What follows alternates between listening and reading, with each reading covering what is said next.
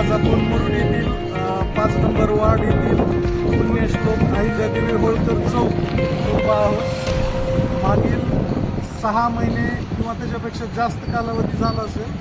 ग्रामपंचायतला आम्ही वारंवार सांगत आहोत की हे या ठिकाणी पाईपलाईनचा काहीतरी इश्यू आहे आणि हा पाईपलाईनचा इश्यू वारंवार आम्ही आमचे 5 नंबरचे पंच असतील, उपसरपंच असतील आणि ग्रामपंचायतमधील जे काही प्रतिष्ठित सदस्य असतील यांच्या कानावर हा प्रश्न वारंवार सांगत आहोत.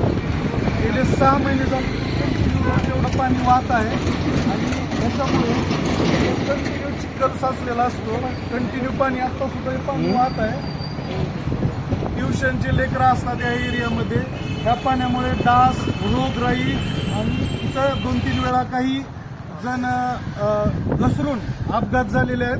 लहान लेकरं सायकलवर जातात, वृद्ध लोक वगैरे आपल्या छोट्या मोठ्या मोपेडवर जात असतात आणि फक्त निष्काळजीपणामुळे ग्रामपंचायत याच्याकडे लक्ष देत नाही. वारंवार सांगून सुद्धा, प्रयत्न करून सुद्धा ग्रामपंचायतला असं वाटतंय की बहुतेक लोक कितीही काही सांगितलं तर आपण काही नाही केलं तरी लोक विसरून जातील, लोक आवाज उचलणार नाहीत, असा ग्रामपंचायतचा गैरसमज झालेला आहे.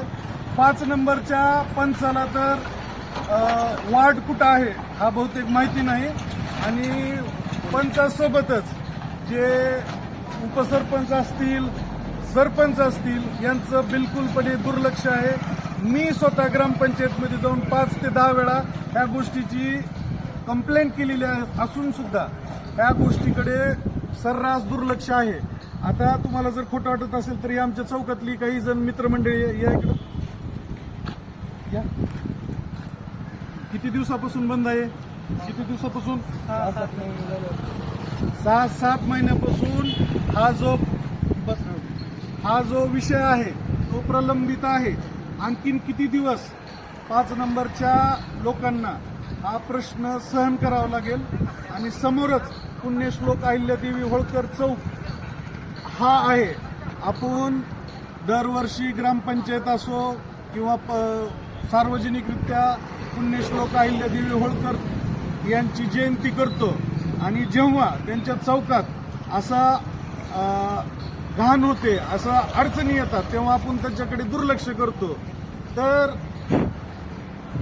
5 नंबरच्या वार्डमधील किंवा आमच्या समाजातील लोकांनी असं समजावं का की हा आमच्या अहिल्यादेवी होळकर यांचा अवमान होत आहे. कारण वारंवार सांगून देखील जर गोष्टी होत नसतील तर याचा अर्थ आम्ही काय समजावा. जय हिंद, जय महाराष्ट्र.